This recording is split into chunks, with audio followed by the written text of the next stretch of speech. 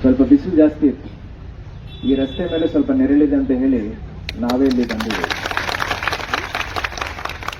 ಅದಲ್ಲದೆ ನಾನು service join ಆದಾಗಿಂದ ಇಲ್ಲಿ ಮಠ ಸುಮಾರು 6 ವರ್ಷ ನಾನು ಸಿಇಒ ಇರ್ಬೋದು. ಎಲ್ಲ ಬಹಳಷ್ಟು ಕೆಲಸಗಳಲ್ಲಿ ನಾವೆಲ್ಲರೂ ಕೈ ಜೋಡಿಸಿ ಅವಾಗ ಕೆಲಸ ಮಾಡಿದ್ದೀವಿ. ಇವತ್ತು ಜಿಲ್ಲಾಡಳಿತದಿಂದ ಜಿಲ್ಲಾಧಿಕಾರಿಯಾಗಿ ನಾನು ತಮ್ಮ ಜೊತೆ ಕೈ ಜೋಡಿಸ್ತೀನಿ ಅಂತಾನೆ ಹೇಳ್ತೀನಿ. ಮೂರನೇದು ಮುಖ್ಯದ ವಿಚಾರ, ಹಿಂದಿನ 5-6 ವರ್ಷದಿಂದ ನಾವು ತಮ್ಮ ಕೆಲಸವನ್ನು ನೋಡ್ತಾ ಇದ್ದೀವಿ.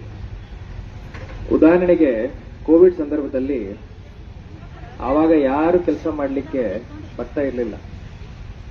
ಖಾಸಗಿ ಸಂಸ್ಥೆಗಳಲ್ಲಿ ನಾವು ಅಲ್ಲಿಂದ ಕೆಲಸ ತಗೊಳ್ಳಿಕ್ಕೆ ಆಗ್ತಾ ಇರಲಿಲ್ಲ. ಆವಾಗ ಎಷ್ಟೇ ತೊಂದರೆ ಆದರೂ ಆಶಾ ಕಾರ್ಯಕರ್ತರು ನಮ್ಮ ಜೊತೆ ನಿಂತ್ಕೊಂಡು ಬಹಳಷ್ಟು ಕೆಲಸ ಮಾಡಿದ್ದಾರೆ.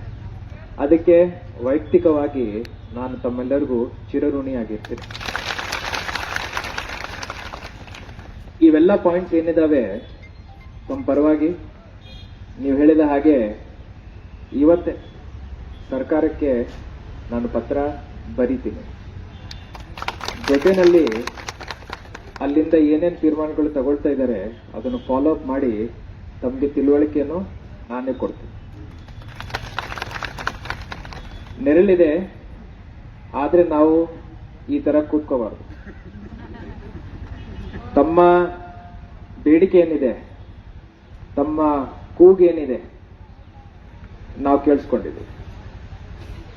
ದಯವಿಟ್ಟು ನಾನು ಈ ಮನವಿ ಅರ್ಜಿಯನ್ನು ಸ್ವೀಕಾರ ಮಾಡಿದ್ದೀನಿ. ತಮ್ಮ ಕೆಲಸಗೆ ನಾವು ಬಹಳ ಬೆಲೆ ಕೊಡ್ತೀವಿ.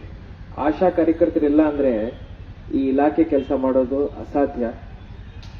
ಅಂದ್ರೆ ಆವಾಗ ಜಿಲ್ಲಾಧಿಕಾರಿಯಾಗಿ ನಾನು ಈ ಒಂದು ಕ್ಷೇತ್ರದ ಕೆಲಸ ಮಾಡೋದು ಅಸಾಧ್ಯ. ನಾವೆಲ್ಲರೂ ಒಂದೇ.